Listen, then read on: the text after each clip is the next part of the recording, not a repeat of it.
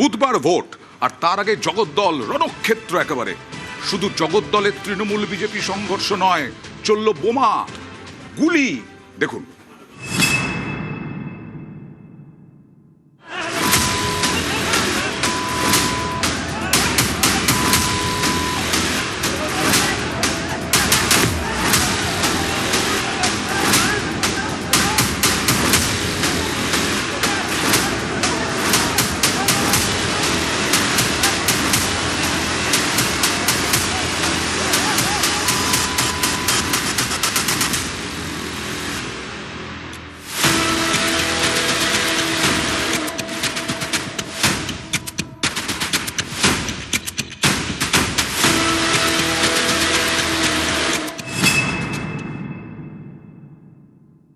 প্রধানমন্ত্রী সভাটা বানচাল করা একটা প্রথম উদ্দেশ্য ছিল। দ্বিতীয় ছিল ডক্টর রাজেশ কুমারকে মারার প্ল্যান ছিল, আর পবন সিংকে মারার প্ল্যান ছিল। যেখানে আমার ছেলে থাকে, গাড়ি ছিল, ওখান থেকে 4-5 জন নেমেছে, আর ফায়ারিং আর বম্বিং শুরু হয়েছে। পার্থ ভৌমিকার সোমনাথ শ্যামের ইনস্ট্রাকশনে এইসব ঘটনা ঘটেছে। আমার উপরে অ্যাটেক হবে, আমি ফুলচন্দন নিয়ে পুজো করার তো আমি ভাই লোক না। অর্জুন সিংকে এরকম ভাবে ঝাঁপিয়ে পড়ে মারলো সিআরপিএফ দিয়ে, একটা অ্যাকশন নিল না পুলিশ।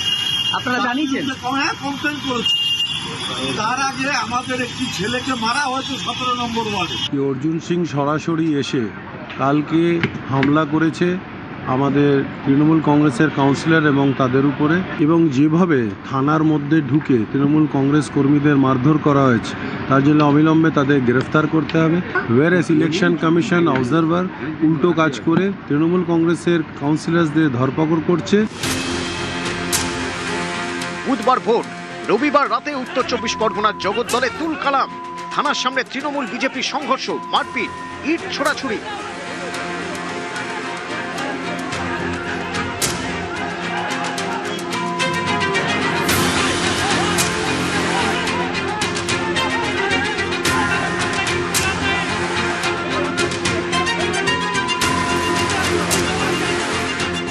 এলাকায় বেশ কয়েকজন দুষ্কৃতী ঘুরে বেড়াচ্ছে।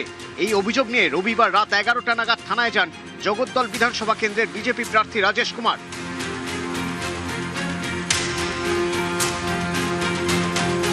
বিজেপি প্রার্থী জগদ্দল থানায় ঢুকতেই থানার বাইরে জড়ো হতে শুরু করেন তৃণমূল কর্মীরা। থানা থেকে বেরিয়ে আসেন বিজেপি প্রার্থী, শুরু হয় বচসা। তারপরে থানার সামনেই হাতাহাতি, ইট ছোড়াছুড়ি।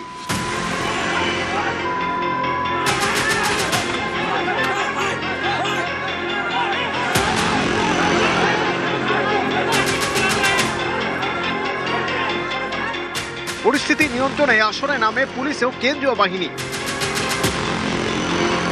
এরই মাঝে ঘটনাস্থলে যান উত্তর 24 পরগনার নোয়াপাড়ার বিজেপি প্রার্থী অর্জুন সিং। এতে পারদ আরও চড়ে।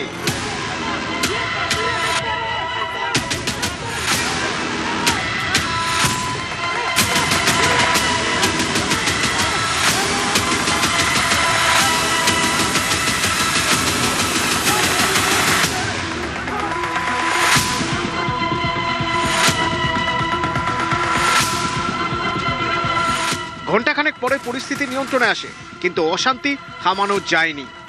জগদ্দল থানার কাছে ভাটপাড়ার বিজেপি প্রার্থী পবন সিং এর বাড়ি। তিনি অর্জুন সিং এর ছেলে। অভিযোগ, পবন সিং বাড়ির বাইরে বেরিয়ে আসতেই বোমা ছোড়ে তৃণমূল।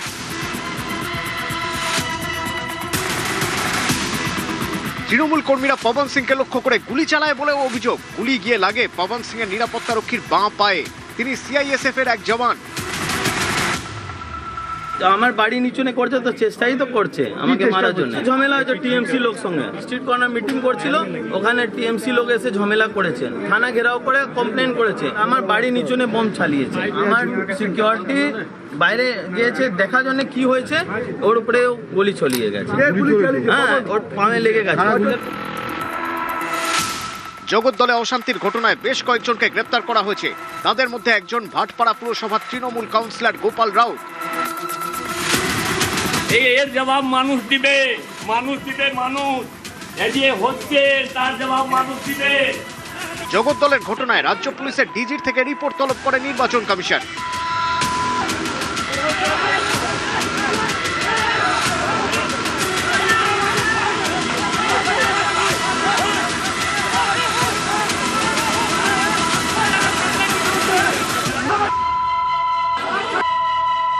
এটা বার্তা কি আছে? ঘটনা হয়েছে, অ্যাকশন আর রিয়াকশন হচ্ছে এখন। এটা বার্তা কি আছে? ঘটনা হয়েছে, অ্যাকশন আর রিয়াকশন হচ্ছে এখন। ইট ছড়াছড়ি সরাসরি এসে সিএসএফের উপরে অ্যাটাক করা, আমি ইমিডিয়েট এনআইএ তদন্ত দাবি করছি। রাজেশ কুমার তার উপরে হামলা করছে, কোথায় হামলা হচ্ছে? থানার উপরে। এরপরেও নির্লজ্জতা আর কি হতে পারে? গুলি চালানোর যে সংস্কৃতি, এটা তৃণমূল কংগ্রেসের নেই। এই সংস্কৃতি যারা গুজরাটে হত্যা করেছে, যারা এনকাউন্টার করে ইউপিতে, তারা হচ্ছে গুলি গোলা বোম এসব নেয়। তৃণমূল কংগ্রেস শান্তির জায়গায় বাংলার সংস্কৃতি শান্তি, সেই শান্তি নিয়ে এসেছে। এখানে আমরা গুলি বোম বিশ্বাস করি না। নিউজ 18 বাংলা। অনেকেরই প্রশ্ন, প্রায় 2.5 লক্ষ জওয়ান দাপিয়ে বেড়াচ্ছেন এই সমস্ত এলাকায়, তারপরেও পার্থদা এই পরিস্থিতি কেন্দ্রীয় বাহিনীর জওয়ানদের সামনে অঢেল ঢিল ছোড়া হচ্ছে। হ্যাঁ অয়ন, এই অনুষ্ঠানটার নামটা তো জনতার দরবার। তো জনতার দরবার মানে তো নির্বাচন, তার থেকে বড় তো আর জনতার দরবার হতে পারে না। ঠিক। তো মোটামুটি আজকে আমাদের অনুষ্ঠান শুরু হলো, প্রায় 24 মিনিট হয়ে গেল। মানে মনে হচ্ছিল যে বেশ ক্রাইম থ্রিলার, বেশ কিছু সিনেমা দেখছি আর কি। আর এইগুলোকে যদি এআই করে যদি ওই টম আর জেরির মতো যদি কার্টুন ফিল্ম মতো করে যায়, দেখতে হয়তো আরো ভালো লাগবে। কেন বলছেন? এই জন্য বলছি যে পশ্চিমবাংলা আছে, পশ্চিমবাংলাতে এটাই প্রমাণ। আমরা যে কথাটা বারবার বলি যে নির্বাচনী সংঘর্ষ শুধুমাত্র নির্বাচনের দিন নয়, নির্বাচনে মানুষকে ভয় দেখানোর জন্য শুধুমাত্র নির্বাচনের ওই লাইনে দাঁড়িয়ে ভয়টা দেখাতে হয় না। কিন্তু এবার তো অনেক কম হলেও ওই যে বললাম পশ্চিমবাংলা আছে, পশ্চিমবাংলাতেই আরামবাগ এবং জগদ্দল, পশ্চিমবাংলায় যে রাজনীতি জানে না, রাজনীতি সম্পর্কে যার কোনো ধারণা নেই, এমন দুটো বাচ্চা ছেলেকেও যদি বলা যায় যে পশ্চিমবাংলার দুটো জায়গার নাম করো তো যেখানে অশান্তির চান্স আছে, সুযোগ আছে, তার মধ্যে কয়েকটার মধ্যে এই আরামবাগ আর জগদ্দল আসবে। আর অদ্ভুত কোইন্সিডেন্স এখানে, মানে এটা কেউ বললেন না, তোমাদের এখানেও এলো না, সেটা হচ্ছে যে আরামবাগে প্রধানমন্ত্রী যাবার পরে অশান্তিটা হলো, আর জগদ্দলে প্রধানমন্ত্রী যাবার আগে অশান্তিটা হলো। অর্থাৎ প্রধানমন্ত্রী যাওয়াটা এখানে একটা কমন ফ্যাক্টর, আগে আর পরে সময়ের তারতম্য। এর কারণটা কি? এখন ব্যাপারটা হচ্ছে যে আবার তারপরেই দেখুন, আমি নির্বাচন কমিশনের বক্তব্য শুনলাম, অবাক লাগলো। অভিষেক বন্দ্যোপাধ্যায়ের বক্তব্য শুনলাম, অবাক লাগলো। যে আমরা তো নির্বাচনটা যে এত সুন্দর হলো, এর আগে 93% ওপর মানুষ ভোট পেল, আমরা তো গণতন্ত্রের জয়গান গাইবো, তার বদলে এটা আমরা কি করছি? না, পার্থদার কথার মধ্যে যুক্তিটা আমি বুঝতে চাইছি শুভজিতের মাধ্যমে, যে অভিষেক বন্দ্যোপাধ্যায় বা অমিত শাহ উল্টা কারকে সিধা কার দেঙ্গে এইসব বলছেন, কমিশন বলছে রিয়াকশনের তার পাল্টা হচ্ছে, অসুবিধা আমি জানি না। মানে নির্বাচন কমিশনার যিনি রয়েছেন তার কথা ঠিক আমি বুঝতে পারলাম না। মানে রিয়াকশন, অ্যাকশন, নিউটনের থিওরি মাথায় ঢুকলাম, অ্যাকশন রিয়াকশন আমি বুঝতে পারছি না। মানে এটা কি এটা বোঝাতে চাইলেন নাকি অন্য কোনো কিছু বোঝাতে চাইলেন? মানে গ্রেপ্তার হচ্ছে, তার রিয়াকশন হচ্ছে, এটা আমি ক্লিয়ারলি বুঝতে পারলাম না। প্রথম কথা দেখো, এই যে কেন্দ্রীয় বাহিনী 2.5 লক্ষের কাছাকাছি কেন্দ্রীয় বাহিনী এসছে। আমি সকালবেলা গেছিলাম হাওড়া সাকরাইলে, ওখানে প্রোগ্রাম ছিল আমাদের, মানে প্রচার, লাস্ট শেষ দিকের প্রচার। এখন আমি আমার বাড়ির দিকে বিকালবেলার প্রচারে দেখছিলাম, মানে কেন্দ্রীয় বাহিনী তো গুণে শেষ করা যাচ্ছে না, মানে এত কেন্দ্রীয় বাহিনী। তাহলে এই কেন্দ্রীয় বাহিনীগুলো থাকছে কোথায় যখন এই ধরনের অপ্রীতিকর পরিস্থিতি ঘটছে, এই সন্ত্রাসের পরিস্থিতি ঘটছে, এক দলের সঙ্গে আরেক দলের সংঘর্ষ ঘটছে? এবং এমনকি দেখলাম একটা সাংসদ, সে যে দলের সাংসদ হোক না কেন, সে সাংসদের নাকি গাড়ি ভাঙছে এবং দাঁড়িয়ে রয়েছে। এটা কোনো ব্যবস্থা না হচ্ছে না। সাধারণভাবে একজন সাংসদের উপর এভাবে আক্রমণ হচ্ছে, যদিও জানি না যে আমি জানি না যে আদৌ এই মানে অ্যারেস্ট তো অনেক কি করা যেতে পারে, আমি সেটা জানি না। এখন এখান থেকে বলা সম্ভব নয় যে গাড়িটা কারা ভেঙেছে, কোন দলের লোক ভেঙেছে, কারণ এখন এই শাসক দলের আমলে তো আবার নিজের দলের মধ্যে এত মারপিট হয়, খুন হয়ে যায়, এই চিত্র আমরা দেখেছি। আমি বলছি না যে তারাই করেছে, কিন্তু ব্যাপারটা হচ্ছে তারপরে দাঁড়িয়ে একটা সেন্ট্রাল ফোর্স নেই।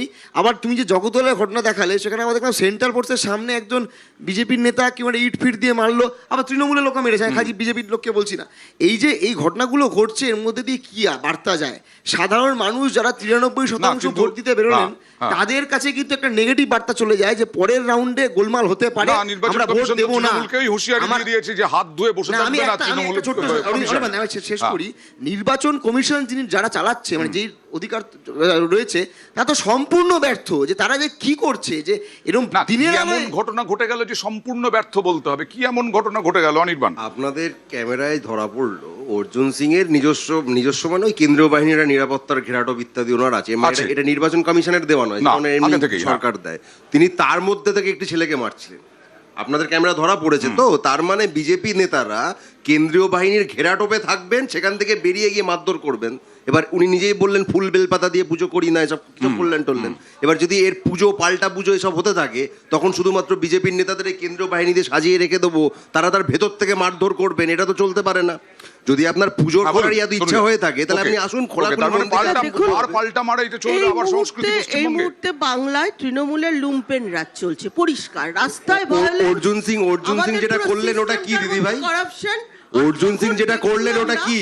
এই ফিয়ারনেসটা, এই যে ভয়টা মানুষের মধ্যে বাঁধিয়ে দেওয়া যে তোমরা ভোট দিতে বেরিও না, কারণ এবার নির্বাচন কমিশন যেভাবে কেন্দ্রীয় বাহিনীকে এনেছে, যেভাবে তারা গার্ড দিয়ে রেখেছে বুথগুলোকে, আগের যে ফেস্টায় আমরা দেখেছি ওরা ওই দিন কিছু করতে পারেনি, তাই ওদের ওই খেলা হবে না। ওরা দুদিন খেলা হবে ওই দিন হচ্ছে না, আগেই করছে তৃণমূল, এরকমটাই বিজেপির অভিযোগ। কিন্তু বিষয়টা হচ্ছে যে প্রতীপ যে ন্যারেটিভটা দিল যে বিজেপি এখানে শক্ত ঘাঁটি নেই, আবার দ্বিতীয় দফায় যে ভোটটা হবে বিজেপিকে অনেক কিছু পার করতে হবে, বিজেপিকে অনেক লড়তে হবে, তাই কি এই সংঘর্ষ অশান্তি চলবে ভোটের দিনেও? আশঙ্কা থেকে যাচ্ছে। একটা ছোট্ট ব্রেকের পরে আবার ফিরবো।